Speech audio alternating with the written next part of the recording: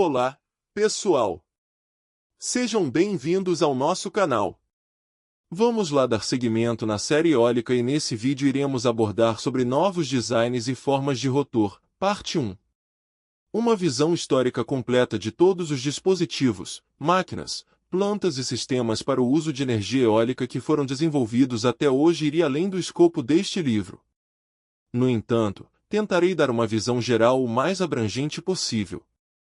De qualquer forma, no século XIX, uma enxurrada de novas ideias invadiu os escritórios de patentes do mundo todo, o que só aumentou no século XX.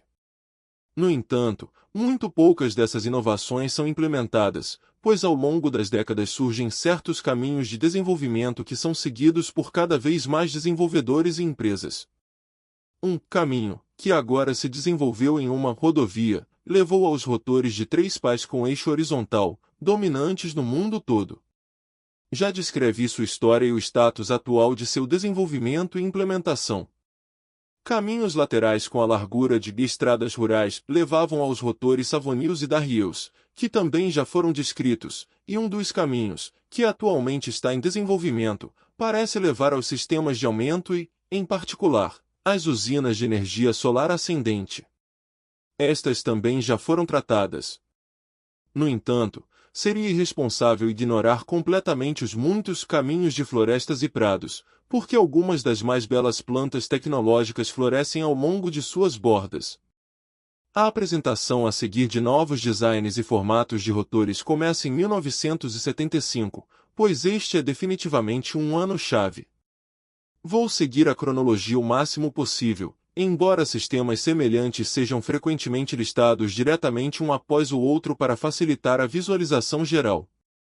Uma forma muito singular de utilização de energia eólica é, por exemplo, o princípio da turbina eólica de asas oscilantes, que foi implementada por volta de 1975 pelo Grupo de Projetos Interdisciplinares para a Tecnologia Adaptada da TU Berlim, IPAT.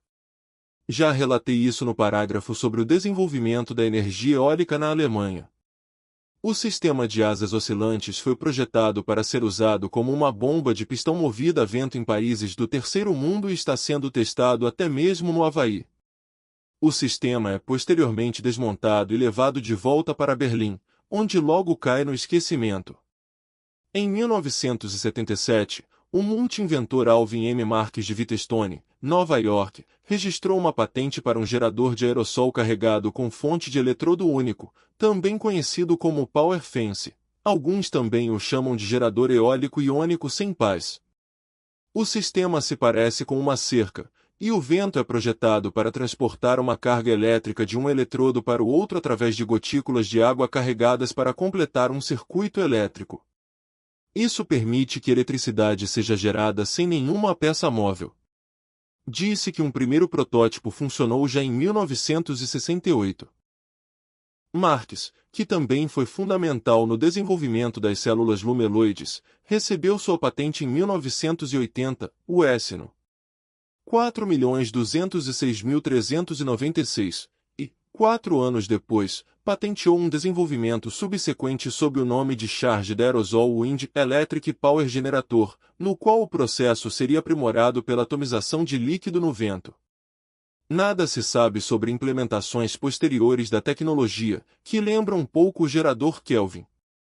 Uma tecnologia semelhante, na qual a energia eólica pode ser usada sem nenhuma parte móvel, é o tema de uma proposta sueca de 1977/78, cuja origem ou origem infelizmente não podem mais ser determinadas. À medida que o vento flui através de uma rede de cabos ou hastes de aço, o ar úmido ionizado que passa pelos condutores elétricos induz um fluxo de corrente. Entretanto, o desempenho de tal sistema é desproporcional ao esforço envolvido, e o projeto não avança além do status de laboratório. A tecnologia está sendo abordada novamente na TU Delft holandesa, onde cientistas liderados pelo professor Johan City Dirad Gyron, juntamente com a empresa Mecanol Architecting, estão construindo um protótipo chamado Evicon, conversor eletrostático de energia eólica. Gyron já havia recebido seu doutorado em dezembro de 2008 com o tema O conversor eletrostático de energia eólica, desempenho elétrico de um protótipo de alta tensão. Em seu trabalho, ele nomeia o físico Piet Sonneveld, de Wageningen, como o criador da ideia, que ele publicou em 2002.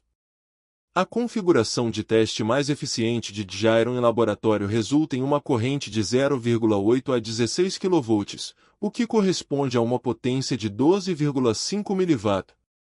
De acordo com relatos atuais, o novo protótipo será instalado na universidade em março de 2013. Ele não tem partes móveis e é completamente silencioso. Uma grande estrutura de aço contém vários tubos dispostos horizontalmente contendo eletrodos e bicos de injeção para gotas de água. As gotas, que são diluídas com 30% de álcool para diminuir a tensão superficial, são eletricamente carregadas positivamente e são atraídas pelos eletrodos carregados negativamente. Entretanto, o vento que passa pela rede carrega as gotas penduradas nas hastes e gera energia elétrica por meio do gradiente de tensão. Os custos de manutenção são menores do que os dos sistemas móveis e a produção também é mais fácil, mas a estrutura requer água constante durante a operação. Além disso, o sistema precisa ser ligado novamente a cada vez, porque o carregamento inicial das gotas de água requer corrente elétrica de uma fonte de alta tensão, o que consome muita energia. E também não é totalmente seguro. O protótipo atinge uma eficiência de 5%, mas ainda não há mais detalhes disponíveis. A maioria dos sistemas recentemente desenvolvidos são variações, adaptações ou modificações de técnicas já conhecidas. Um exemplo disso é a turbina eólica que o Sr. de Barros Fonseca pai e filho apresentaram em 1981. Um cilindro central fixo de concreto sustenta uma estrutura leve e móvel composta por 2 semicilindros e 4 rotores. Ele gira automaticamente com o vento em torno do eixo central. As superfícies redondas direcionam o vento que entra em direção às aberturas nas quais os rotores estão instalados, onde a pressão aumenta, e com ela a produção de energia do vento. Aqui também nada se sabe sobre a implementação. Um sistema com uma abordagem semelhante ao concentrador de vento desenvolvido pelo professor de bionica Ingo Rechenberg. Seu Bervia inverte as visões convencionais das turbinas eólicas de eixo horizontal. Como um funil não tem efeito sobre o fluxo, a energia do fluxo é concentrada aqui de acordo com o princípio da asa aberta do pássaro usando pás de turbina estacionárias, e, portanto, aumentada. Isso nos leva rapidamente ao fluxo de vórtice energeticamente extremamente interessante. O concentrador consiste em um anel rígido de perfis de asas truncados que são dobrados para dentro. A turbina eólica em si fica ligeiramente recuada no interior aberto do anel. Aproveitando a compressão do vento, um rotor convencional deve girar muito mais rápido e fornecer de 6 a 8 vezes mais potência. O desenvolvimento do sistema, também conhecido como gerador de bobina de vórtice, é baseado em descobertas biônicas obtidas na observação de asas de pássaros. Os primeiros experimentos ocorreram no inverno de 1984-1985 na costa do Báltico. Entretanto, embora toda a estrutura possa ser automaticamente virada em direção ao vento, o sistema é muito grande e ineficaz para ser usado na prática. Apenas 25 anos depois, o desenvolvimento biônico da turbina eólica concentradora parece estar passando por uma ressurreição, em conexão com a invenção acima mencionada de Alvin M. Marques.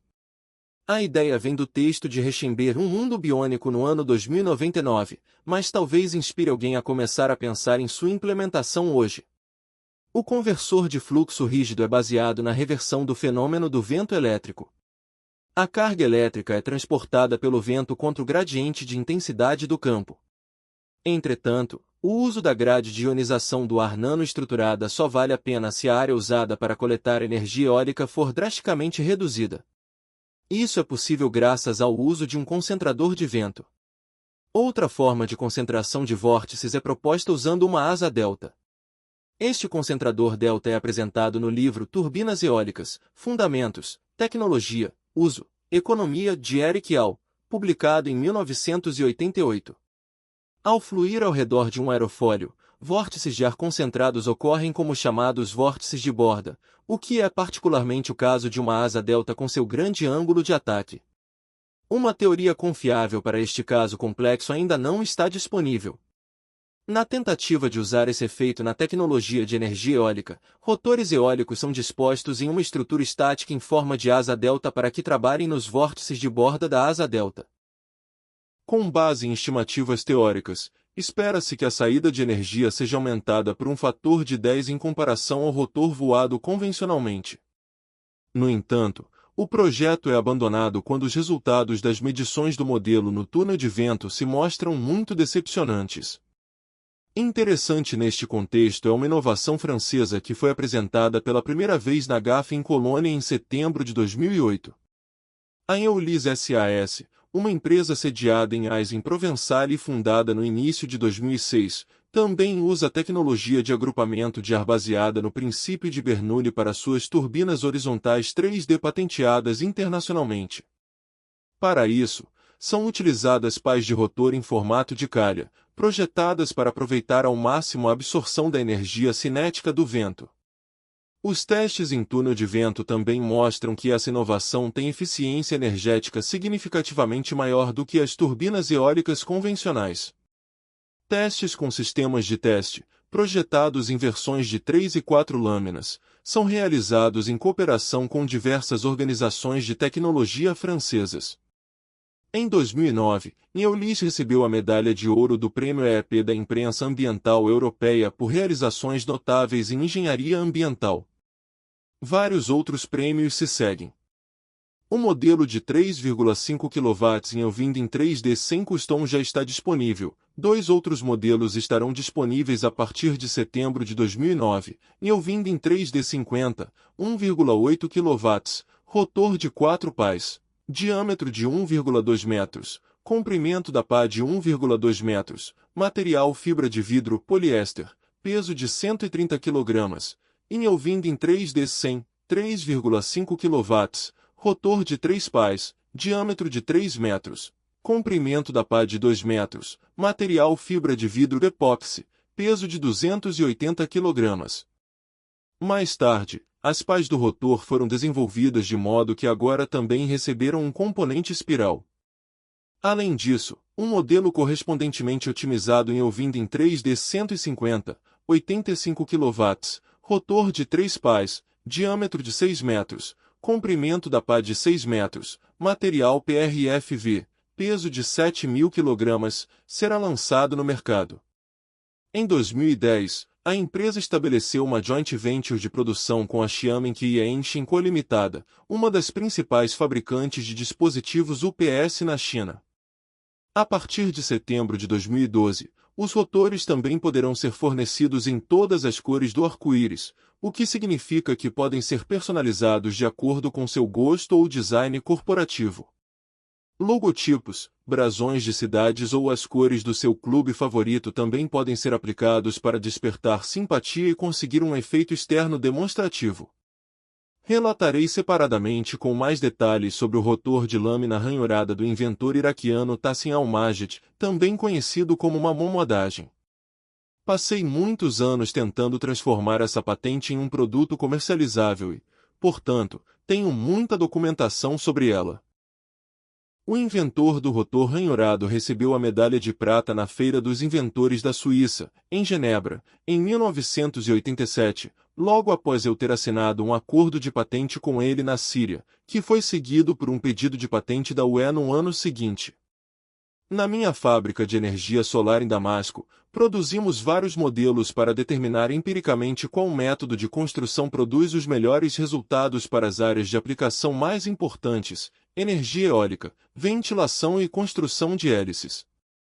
O Sr. Sigmund Evert, da Segunda Escola Secundária Superior, OSZ, em Berlim-Sandau, iniciou um envolvimento de longo prazo dos estagiários com a tecnologia de lâminas fendidas, que mais tarde foi continuado pelo sucessor de Evert, Harald Sterzenbach. Um pequeno túnel de vento aberto é construído, com o qual centenas de variantes são medidas ao longo do tempo, até que o ideal das variáveis mais importantes, como largura da ranhura, posição da ranhura, ângulo de ataque, etc., seja encontrado. Durante as medições no túnel de vento, Os alunos da OSZ demonstraram que a inclusão de uma ranhura em uma pá de rotor plana e sem perfil resulta em um aumento de desempenho de cerca de 30%, em comparação com uma pá idêntica, mas sem ranhuras. Depois que o artista berlinense Georg Heckenrich adotou o conceito original de Almaged e desenvolveu o design da espada do vento a partir dele, a inovação projetada foi homenageada com um prêmio de design excepcional, pelo Prêmio Suíço de Design em Solothurn em 1991. No mesmo ano recebi a patente europeia para o rotor de lâminas ranhuradas. Entretanto, o curso posterior da história é característico de muitas inovações no setor energético. Elas frequentemente não conseguem prevalecer sobre os sistemas convencionais. Apesar de muitos esforços, no entanto, não foi possível levantar capital para estabelecer a planejada SYN.Tech GmbH, que executaria o desenvolvimento até que o sistema estivesse pronto para o lançamento do produto e então comercializá-lo. Enquanto isso, deixei deliberadamente que a patente expirasse, o que significa que essa tecnologia de interface agora é de código aberto e pode ser usada livremente por qualquer pessoa. É muito gratificante para mim ver que isso está realmente acontecendo. Um bom exemplo é o Escritório Estadual de Berlim para Treinamento Vocacional Industrial em Países em Desenvolvimento, que há décadas oferece cursos de treinamento e educação continuada para especialistas e gerentes de países em desenvolvimento. Em novembro de 2008, o Sr. Sterzenbach também publicou um artigo preciso e bem ilustrado no qual descreve os princípios de construção para a autoconstrução de uma asa ranhurada que foram testados e aprovados na prática. Aqui você encontrará tudo o que precisa, incluindo um molde, para fazer suas próprias pás de rotor ranhuradas. Também em 2008, o inventor iraquiano conseguiu obter uma nova patente ao perfurar a metade frontal da lâmina. Entretanto, como ainda não é possível estimar se isso realmente levará a uma eficiência ainda maior, recomendo continuar a concentrar-se na ranhura como o principal elemento inovador da nova pá do rotor. Neste contexto, vale destacar também outra inovação interessante na construção das pás do rotor. A hélice CNR, redução contínua de ruído, está sendo desenvolvida para atingir o empuxo de uma hélice de 4 pás com uma hélice de 2 pás. Para isso, a parte superior da hélice é dotada de um perfil tipo tandem, que cria um canal quando as pás giram, no qual um fluxo acelerado centrifugamente cria um efeito de sucção. Os efeitos são maior desempenho, menores níveis de ruído e menor frequência de ruído. A ilustração mostra claramente como o sistema funciona. A patente intitulada Hélice com perfil tandem e canal de saída foi solicitada em 1991 por Dieter Schultes de Salgal. Outra forma de slot remonta a Jacob Bitsadze, de Tbilisi, na Geórgia, que registrou sua pá de rotor chamada Vacuum Aviave em 2003 sob o título Turbine with Jet Cuts, provavelmente em seu país de origem. Aqui, as lâminas têm cortes que abrem cavidades em seu interior, por meio das quais o fluxo de ar ou água também cria pressão dentro da lâmina. Variantes mais complexas também devem ser úteis para turbinas a jato. Devo admitir, no entanto, que não entendi o que esse efeito pretendia alcançar. Um exemplo um pouco mais fácil é a patente para uma usina eólica registrada em 1996 por John E. Hoskey de Carson City, Nevada, que envolve um sistema de pressão negativa nas turbinas projetadas como asas para usar o efeito Bernoulli e criar um fluxo estreito. O tema anual de 1993 do renomado concurso de design japonês é vento. Portanto, não é de surpreender que designers do mundo todo estejam trabalhando em implementações inovadoras que vão muito além do cotidiano dos escritórios de engenharia convencionais ou dos departamentos de desenvolvimento das empresas. Uma das propostas mais interessantes é o campo de energia eólica dos dois alemães Ulrich Reif e Werner Stiefler, da Universidade de Wuppertal, que se parece mais com uma floresta eólica do que com as usuais usinas eólicas. Sob o nome de Biotech, Windpower de Energy Fields, está sendo projetado um sistema que combina o formato do caule de grãos, grama ou bambu balançando ao vento com um efeito piezoelétrico. Também encontramos técnicas semelhantes no campo da microcoleta de energia. A estrutura, estimada em 13,2 milhões de euros e projetada especialmente para paisagens altamente poluídas, forma uma bateria gigante na qual a flora e a fauna podem conviver e na qual parte da energia eólica armazenada é usada para reciclar resíduos e regenerar vários elementos naturais, como ar, água e solo. O casulo, ancorado no solo, possui pelos em toda a sua superfície externa de 6.600 metros quadrados, que são, por um lado, catalisadores de carbono para produzir água através da coleta de vapor de água e, por outro lado, fornecem luz e calor convertendo as vibrações do ar em energia elétrica ou eletrostática através do atrito. Um conceito semelhante, no qual conversores de energia eólica em forma de haste de 1,8 metros de comprimento, feitos de fibra de carbono, colocados em intervalos de 30 centímetros, atuam como fachada do edifício, foi submetido pelos designers Julien Rousseau, Luca Battaglia e Ulysse Gnezda da França sob o nome Valsa do Vento para o concurso Evolus Scraper 2009, onde também recebeu uma menção honrosa. Os postes flexíveis balançam com o vento e protegem o interior da luz solar direta, o que reduz os custos com ar-condicionado. Esta competição internacional de design no Golfo Pérsico é sobre a implementação artística de tecnologias de energia renovável. O projeto chamado Vinstalk, que, aliás, ficou em segundo lugar, consiste em uma floresta de exatamente 1.203 caules gigantescos, cada um com 55 metros de comprimento e com um diâmetro afinando para 30 centímetros na parte inferior e 5 centímetros na parte superior, que balançam para frente e para trás com o vento e fornecem eletricidade suficiente para 5.000 residências. Os caules de fibra de carbono, que são fixados ao solo em suportes de concreto de 20 a 30 metros de diâmetro com elementos piezoelétricos, geram eletricidade sem rotores ou geradores rotativos. Os 50 centímetros superiores do seu comprimento são equipados com LEDs, que brilham mais conforme a força do vento aumenta. As bases conterão várias câmaras de armazenamento, uma acima da outra, que serão parcialmente preenchidas com água e funcionarão como pequenas usinas de armazenamento bombeado durante períodos de calmaria. No entanto, é questionável se os desenvolvedores encontrarão investidores para seu parque eólico não convencional. Em maio de 2014, surgiu a proposta Mofila, do designer holandês Murtada Alkabi, que é outra fachada com elementos que movimentam o vento e geram eletricidade. Voltando ao concurso de design de 1993, dois designers do Brasil, Edilson Shinji Ueda e Kazuhiro Ueda, participaram com uma espécie de árvore eólica. Eles usam o exemplo de árvores altas da selva, que oscilam fortemente quando movidas pelo vento. No Vintray, uma série de cilindros hidráulicos são conectados por cabos de aço à base fixa de um lado e as copas das árvores do outro. O movimento de vai-vem das árvores balançando é transferido para o sistema hidráulico, onde a eletricidade é produzida. No entanto, a mesma equipe também propõe uma espécie de estação de abastecimento de energia offshore para navios, composta por 34 rotores individuais, cada um com 8 metros de diâmetro, em uma torre de 100 metros de altura, com a energia armazenada na forma de hidrogênio. Os japoneses Shikimori e Azushi Fuji tiveram a ideia de colocar no ar um tapete voador feito de moinhos de vento da Rios.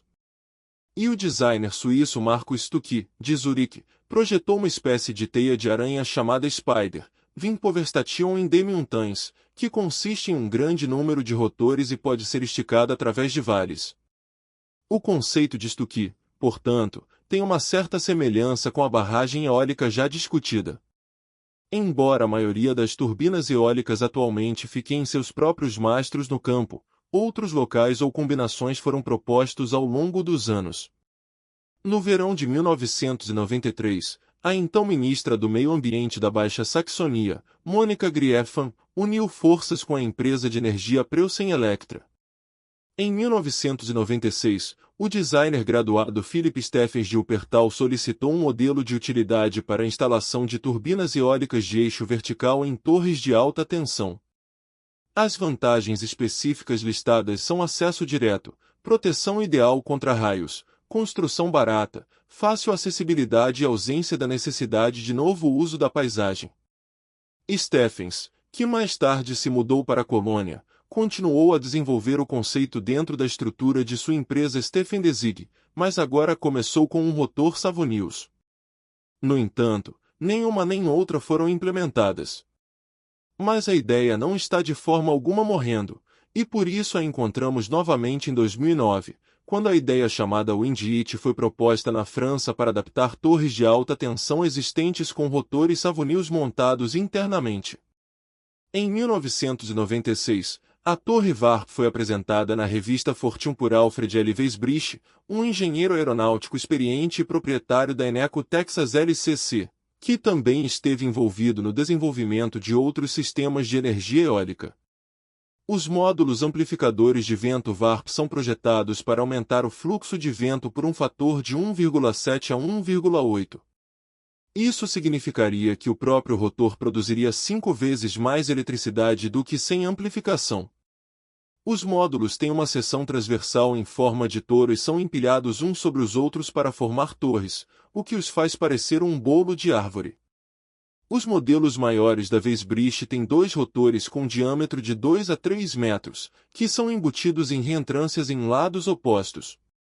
Embora o sistema esteja sendo investigado pelo Rensselaer Polytechnic Institute com um esforço de pesquisa de $1,5 milhão sob a liderança da New York State Energy Research, NYSERDA, e testes de campo também estejam sendo realizados, inclusive na Dinamarca e na Áustria, nada mais se ouviu sobre essa inovação posteriormente.